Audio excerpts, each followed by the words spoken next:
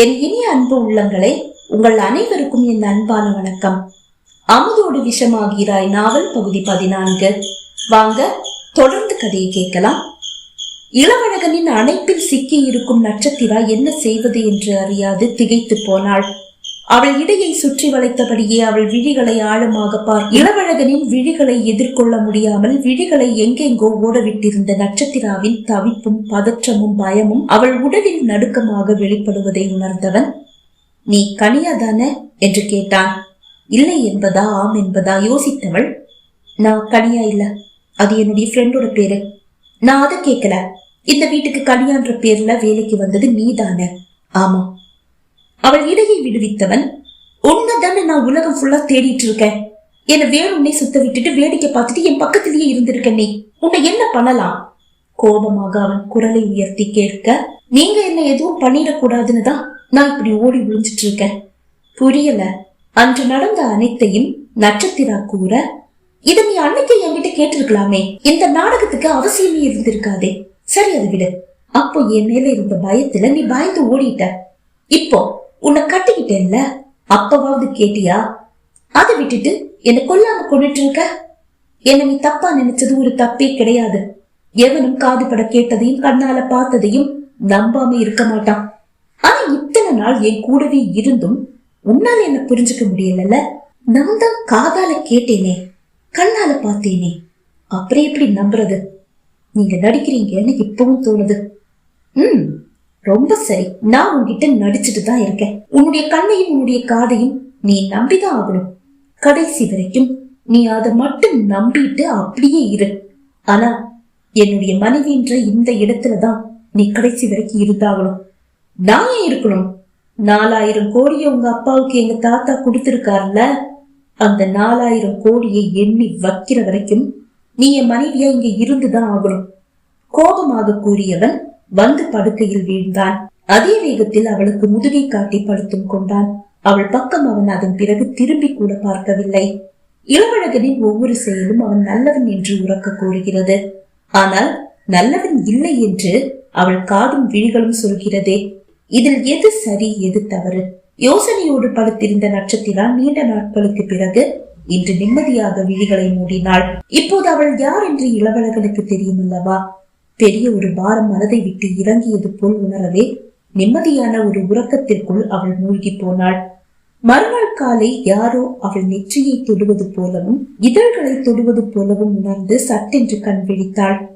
குனிந்து நட்சத்திராவின் கலைந்த கூந்தலை சரி செய்யும் இளவழகனின் இதழ்கள் அவள் இதழ்களை லேசாக உரசியபடியும் உரசும் அளவு நெருக்கத்திலும் இருக்கிறது. அவள் அசைந்தால் இதழ்கள் ஒன்றோடொன்று ஒட்டிக்கொள்ளும். அவள் ஆடாமல் அசையாமல் விழிகளை திறந்து கிடக்க அதை கவனியாதவனாக அவள் கூந்தலை சரி செய்தவன் சட்டென்று விலகி சென்று விட்டான். ஆம், எங்கோ செல்ல தயாராகி இருந்தவன் அவளிடம் சென்று வருவதாக கூறவில்லை என்றாலும் வெளியே செல்வதை அவள் அறிய வேண்டும் என்பதற்காகவே அவள் உறக்கத்தை கலைத்திருக்கிறான் என்று அவளுக்கு தோன்றியது. அவள் விழிகள் அவளது செல்லை தேடின. அதோ மேஜை மீது அவளது செல்போன். எழுந்து வந்து செல்லை எடுத்து பார்த்தாள். 9:30 ஆகிவிட்டது. இத்தனை நேரமா தான் தூங்கினோம்? அவளுக்கு வியப்பு. செல்லை மேஜை மீது வைத்துவிட்டு உடைத்தவளை எடுத்துக்கொண்டு குளியல் அறைக்கு சென்று விட்டாள். குளித்து விட்டு வந்தவள் அவளுக்காக அறைக்குள் காத்திருக்கும் அந்த இளம் பெண்ணை கண்டு முகம் மலர்ந்தாள். ஆம், முன்பு இங்கு வேலை செய்து கொண்டிருந்த வேணி. வேணி, நீ எப்படி இங்க? வியப்போடு கேட்டவளை புரியாமல் பார்த்த வேணியின் விழிகளில் வியப்பு மேலோங்கி நிற்கிறது. என்னுடைய பேர் உங்களுக்கு தெரியுமா மேம்? ஓ சாரி, சார் சொல்லி இருப்பார்ல. இல்ல வேணி, அவர் எதுவும் சொல்லல. எனக்கு முன்னாடியே உங்க தெரியும். நீ முன்னாடி இங்க வேலை பார்த்த 10 பேர்ல ஒருத்தி தானே?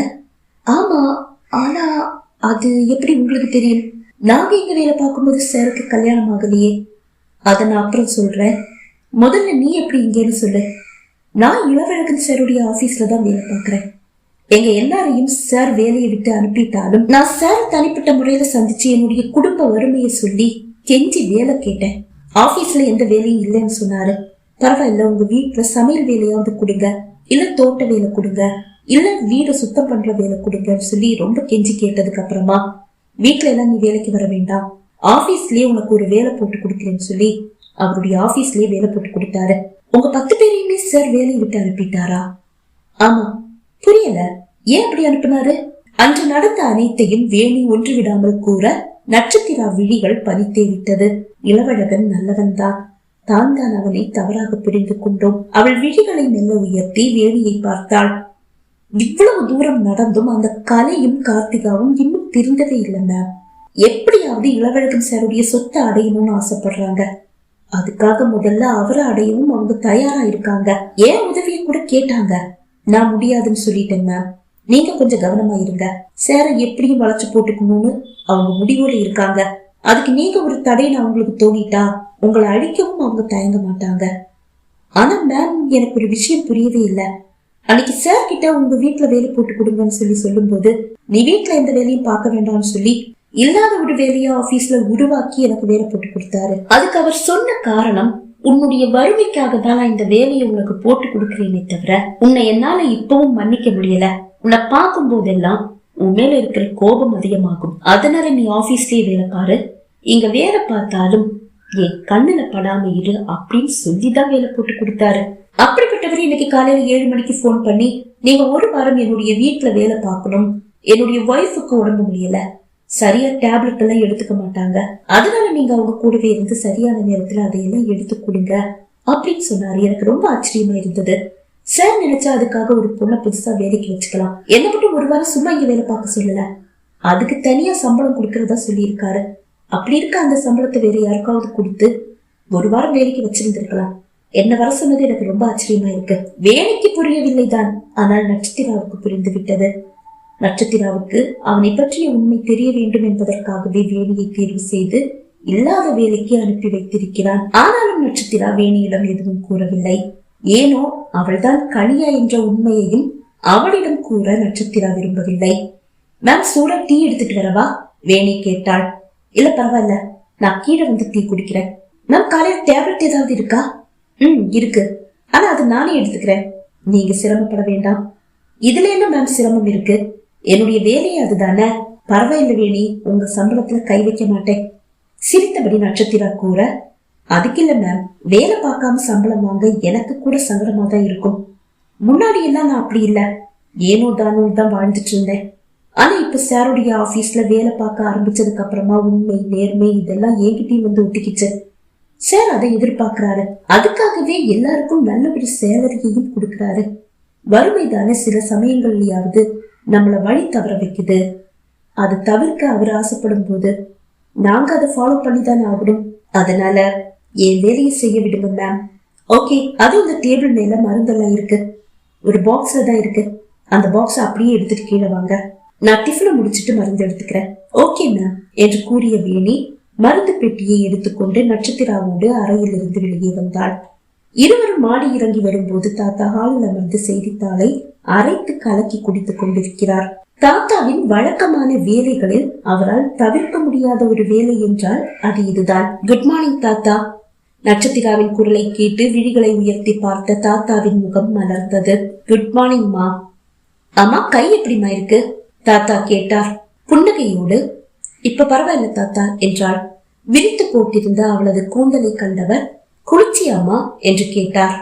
ஆமா தாத்தா, கையில தான் காய இருக்கேம்மா. 2 நாள் தண்ணி படாம பாத்துக்க வேண்டாமா? குளிச்சாலும் அதுல தண்ணி படாம பாத்துக்கிட்டேன் தாத்தா. ஓ அப்படியா, சரிம்மா, எனக்கு ஆபீஸ்ல கொஞ்சம் வேலை இருக்கு, போயிட்டு வந்துடுறேன். நீ வர்ற வரைக்கும் உனக்காக வெயிட் பண்ணிட்டு இருந்தேன் என்று கூறியவர், அம்மா வேணி, நட்சத்திராவை பத்திரமா பாத்துக்கோமா என்று கூறினார். ஓகே சார் என்று வேணி கூற செய்தித்தாளை மடித்து வைத்து விட்டு எழுந்து அவரது அறைக்குள் சென்றார். 10 நிமிடத்தில் அவர் புறப்பட்டு அலுவலகமும் சென்று விட்டார். மதியம் 1:30. நட்சத்திரா வேணி இருவரும் மதிய உணவை முடித்துக் கொண்டு காலார தோட்டத்தில் நடந்து கொண்டிருக்கும் போது வேணியின் செல்போன் முடித்தது. டிஸ்பிளே கலை என்று காட்ட வேணி அழைப்பை தவிர்த்தாள். என்னாச்சு வேணி, கலை போன் பண்ணா நீங்க எடுத்து பேச மாட்டீங்களா? நட்சத்திரா கேட்டாள்.